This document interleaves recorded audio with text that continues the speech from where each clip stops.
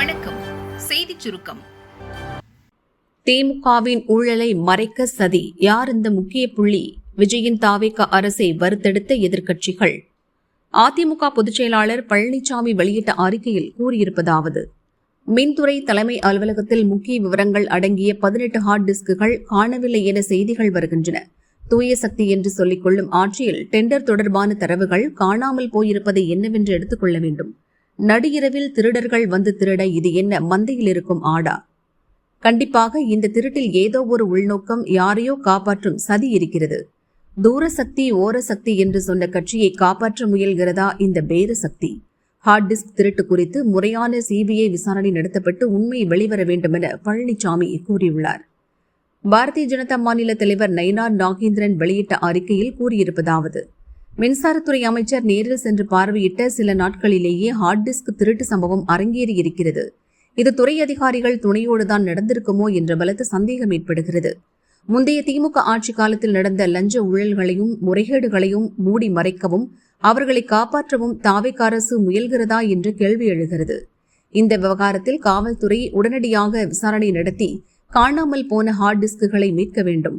இதற்கு பின்னணியில் இருக்கும் அதிகாரிகள் அரசியல் புள்ளிகளை கண்டறிந்து சட்டத்தின் முன் நிறுத்த வேண்டும் என நயினார் நாகேந்திரன் வலியுறுத்தியுள்ளார். பாமக தலைவர் அன்புமணி வெளியிட்ட அறிக்கையில் கூறியிருப்பதாவது: தமிழக மின்வாரியத்தில் ஹார்ட் டிஸ்குகள் திருடப்பட்டிருப்பதாக வெளியாகியுள்ள செய்தி அதிர்ச்சி அளிக்கிறது. மின்சார வாரியத்தில் ஏற்கனவே நடந்த ஊழல்களுக்கான ஆதாரங்களை அழிப்பதற்காக நடந்த சதியாக கூட இது இருக்கக்கூடும். மின்வாரிய தலைமை அலுவலகத்திற்குள் வெளியாட்கள் நுழைய வாய்ப்பில்லை. எனவே மின்வாரிய அதிகாரிகள் துணை இல்லாமல் இந்த திருட்டு நடந்திருக்காது. இதுகுறித்து தமிழக அரசு உரிய விசாரணை நடத்த வேண்டும் என அன்புமணி வலியுறுத்தியுள்ளார். 60 சார் பதிவாளர் அலுவலகங்களில் லஞ்ச ஒழிப்பு போலீசார் சோதனை. 60 சார் பதிவாளர் அலுவலகங்களில் லஞ்ச ஒழிப்பு போலீசார் திடீர் சோதனை. தமிழகம் முழுவதும் 60க்கும் மேற்பட்ட சார் பதிவாளர்கள் அலுவலகங்களில் லஞ்ச ஒழிப்பு போலீசார் ஒரே நேரத்தில் திடீர் சோதனையில் ஈடுபட்டனர். பத்திரப்பதிவுக்கு சார் பதிவாளர்கள் லஞ்சம் வாங்குவதாக எழுந்த புகாரை தொடர்ந்து லஞ்ச ஒழிப்புத்துறை இயக்குநர் அருண் உத்தரவின் பேரில் இந்த சோதனை நடந்தது. சுபமுகூர்த்த நாளான இன்று பத்திரப்பதிவுக்கு கூடுதல் டோக்கன் வழங்கப்பட்டிருந்த நிலையில் சோதனை நடந்தது. சென்னை, மயிலாடுதுறை, விருதுநகர், மதுரை, கோவை, திருநெல்வேலி உட்பட பல்வேறு மாவட்டங்களில் ரெய்டு நீடித்து வருகிறது. இந்த திடீர் சோதனையில் பல லட்சம் ரூபாய் கணக்கில் வராத பணம் கைப்பற்றப்பட்டுள்ளதாக தகவல் வெளியாகியுள்ளது. மேலும் அரசுக்கு வருவாய் இழப்பு ஏற்படுத்தியதாக திருப்பத்தூர், தருமபுரி, கிருஷ்ணகிரி மாவட்டங்களைச் சேர்ந்த 3 சார் பதிவாளர்கள் சஸ்பெண்ட் செய்யப்பட்டுள்ளனர். 3 மாவட்டங்களில் மெகா ப்ராஜெக்ட் 8200 பேருக்கு வேலை வாய்ப்பு. சிஎம் விஜய் முன்னிலையில் ஒப்பந்தம். சென்னை தலைமைச் செயலகத்தில் முதல்வர் விஜய் முன்னிலையில் லார்சன் அண்ட் டூப்ரோ நிறுவனத்திற்கும் தமிழக அரசுக்கும் இடையே 3 திட்டங்களுக்கான புரிந்துணர்வு ஒப்பந்தம் கையெழுத்தானது. 18,600 கோடி ரூபாய் முதலீட்டில் 8,200 பேருக்கு வேலைவாய்ப்பு கிடைக்கும் வகையில் இந்த ஒப்பந்தம் மேற்கொள்ளப்பட்டுள்ளது. இதன்படி காஞ்சிபுரம் மாவட்டத்தில் 15,000 கோடி ரூபாய் முதலீட்டில் 500 நபர்களுக்கு வேலைவாய்ப்பு அளிக்கும் வகையில் தகவல் தரவு மைய விரிவாக்க திட்டத்திற்கு ஒப்புதல் அளிக்கப்பட்டுள்ளது. கோவையில் 2,500 கோடி ரூபாய் முதலீட்டில் 2,000 நபர்களுக்கு வேலைவாய்ப்பு அளிக்கும் வகையில் மின்னணு பொருட்கள் மற்றும் மின்னணு அமைப்புகள் உற்பத்தி திட்டத்திற்கு ஒப்புதல் அளிக்கப்பட்டுள்ளது.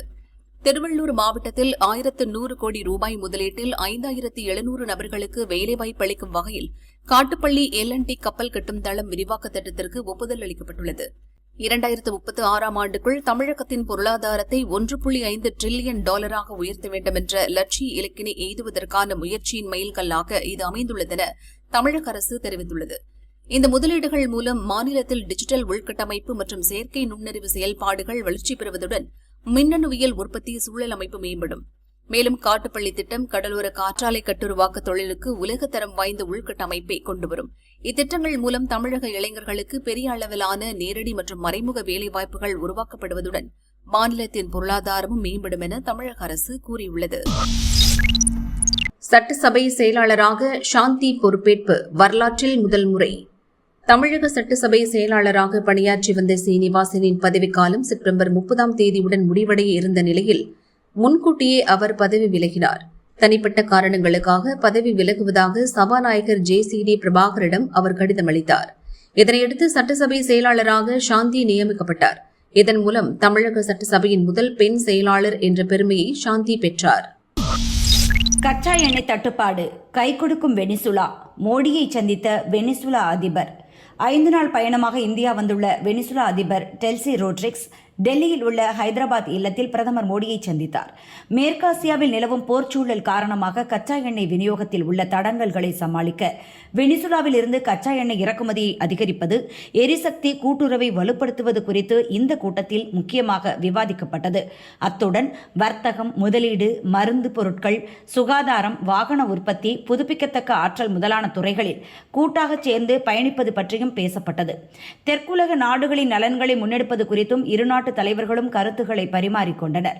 இந்திய வெளியுறவு அமைச்சகத்தின் திட்டப்படி வெனிசுலா அதிபரும் அவரது குழுவும் நாளை முதல் பல்வேறு தொழில் நிறுவனங்களை பார்வையிட உள்ளனர். வரும் ஜூன் 7ஆம் தேதி அவர் வெனிசுலா திரும்புகிறார். தாவக எம்எல்ஏ பதிலடி. முகம் சிவந்த மேயர் பிரியா.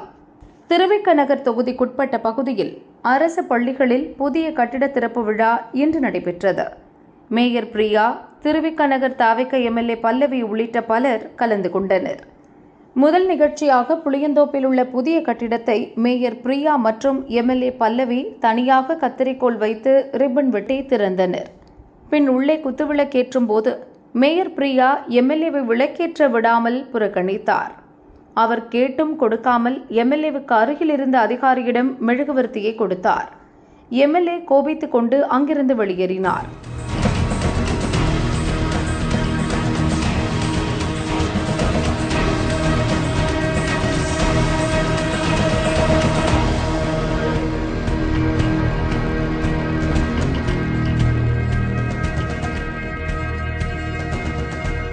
தொடர்ந்து 2வது நிகழ்ச்சியாக புளியந்தோப்பு துவக்கப்பள்ளி புதிய கட்டிட திறப்பு விழா நடந்தது. அங்கே மேயர் பிரியா எம்எல்ஏவிடம் குத்துவிளக்கேற்றுமாறு மெழுகுவர்த்தியை கொடுத்ததும் அவர் வாங்கவில்லை. சரி இங்கேயாவது ஏற்றுங்க என மேயர் கூற, அனைத்து திரிகளையும் நீங்களே ஏற்றுங்கள் என எம்எல்ஏ பதில் கொடுத்தார். மீண்டும் மேயர் கேட்டும் எம்எல்ஏ மறுத்தார்.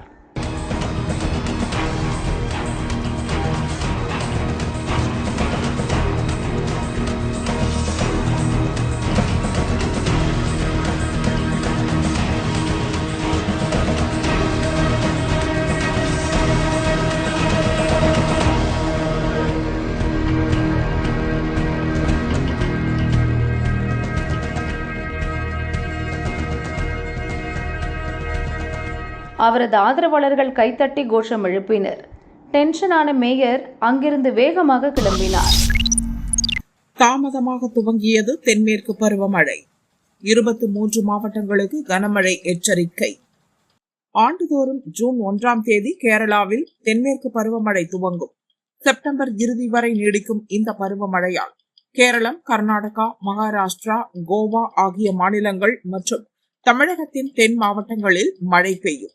பசிபிக் பெருங்கடலில் ஏற்பட்ட காலநிலை மாற்றம் காரணமாக இந்த ஆண்டு தென்மேற்கு பருவமழை துவங்குவதில் சற்று கால தாமதம் ஏற்பட்டது. இந்நிலையில் கேரளாவில் இன்று முதல் பருவமழை துவங்கியதாக வானிலை ஆய்வு மையம் அறிவித்துள்ளது. தென்கிழக்கு அரபிக்கடல் வான்பரப்பில் அடர்ந்த மேகங்கள் காணப்படுவதால் அடுத்த 6 நாட்களில் கேரளம் முழுதும் மழை பரவலாகும். தமிழகத்தின் தென் மாவட்டங்களில் மிக கனமழையை எதிர்பார்க்கலாம். அதேபோல் கர்நாடகா, மகாராஷ்டிரா, கோவா ஆகிய மாநிலங்களிலும் கனமழை பெய்யும் என வானிலை ஆய்வு மையம் அறிவித்துள்ளது. பருவமழை துவங்கியதின் அறிகுறியாக தெற்கு கேரளம் மற்றும் லட்சத்தீவுகளில் இன்று கனமழை கொட்டி தீர்த்தது. இதன் எதிரொலியாக கன்னியாகுமரி, நீலகிரி, கோவை மாவட்டங்களின் ஓரிரு இடங்களில் நாளை கனமழைக்கான ஆரஞ்சு அலர்ட் விடுக்கப்பட்டுள்ளது.